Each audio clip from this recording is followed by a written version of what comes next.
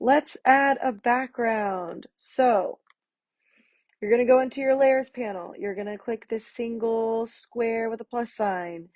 And depending on what you're adding, you might do a few things. I'm going to show you some options. Option 1, add an empty frame. Okay. In that empty frame, you could use the fill tool. Okay. Pick a color. My favorite color is yellow. Use the fill tool to add a one color background. Okay, looks cool. Or the gradient tool. You could have a gradient.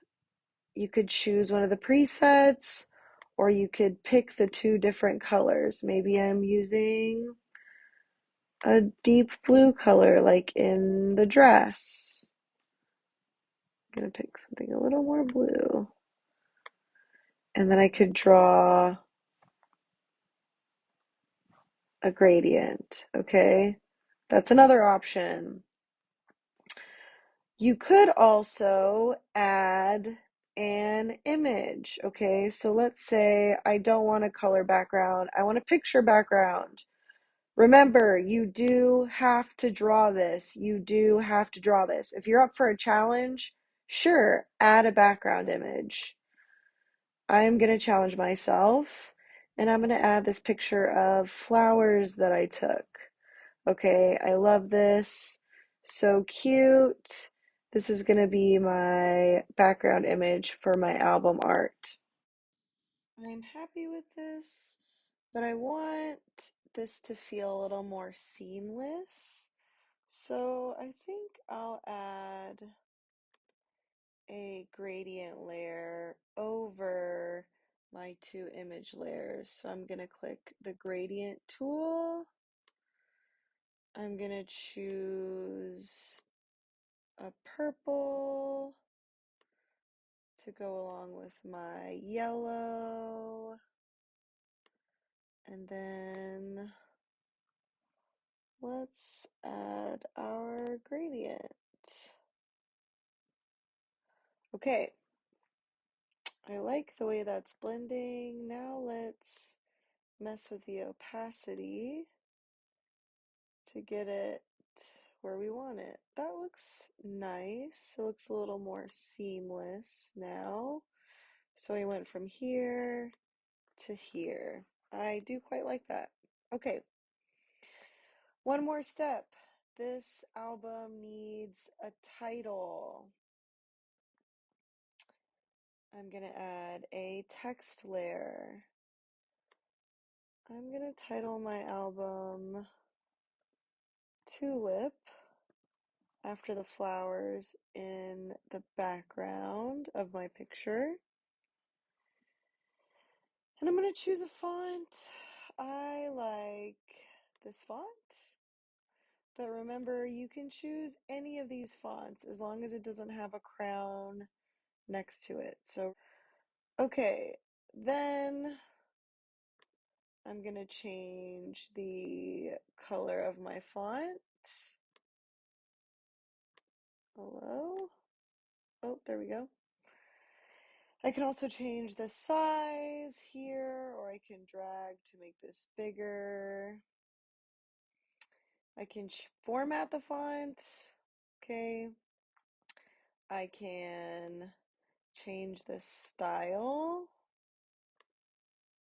So maybe I want to do a yellow outline around my purple text. I'm going to move this up a little bit. I'm going to put the text behind my head so you can see it a bit better. I'm going to move this over a little bit. Okay, that looks pretty nice. Make it a little bigger. Move it up a little bit.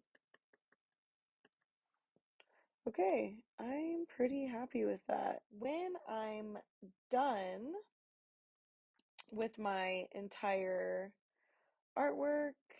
I'm gonna save it. Okay, so I click File and I'm gonna save it as a PXZ. Okay, a PXZ. You also want to turn on non-destructive. Okay, it's gonna save it as a larger file, but it's also gonna retain the quality of your work. We're saving it as a PXZ so that it will keep our layers intact, meaning that all of the hard work that we did for our layers, like our having our text layer and our background layer, our gradient layer, our picture layer, all of those will stay separate in the layers panel so that you can continue editing your work. So if you want to go in and make changes, when you open the PXZ file, all of these layers will still be here. I also want you to save your image when you are finished as a JPEG. So you'll go to File and Save, and the JPG, the first option is the JPEG. You'll just save it as. You can save it as the same name because it's a different file type. So I'm going to save a JPEG, which I'll show you the difference, flattens the image, meaning that when you open it, your layers will be just one flat layer, okay? So look at the difference here. This is our JPEG.jpg, okay? When I unlock this, I have one layer. I can't edit my text or my background or my picture because it's all flat, it's all together, it's all one layer. Where the PXZ file, the working file, has each of these separate layers so I can continue editing. That's why you want to save it as both a PXZ and a JPG, okay? I know that's a little confusing, but trust me, it will be worth it in the long haul. So whenever you save, you're going to save as both a JPG and a PXZ. I want to leave you with one final thought. Don't be afraid to experiment and try new things.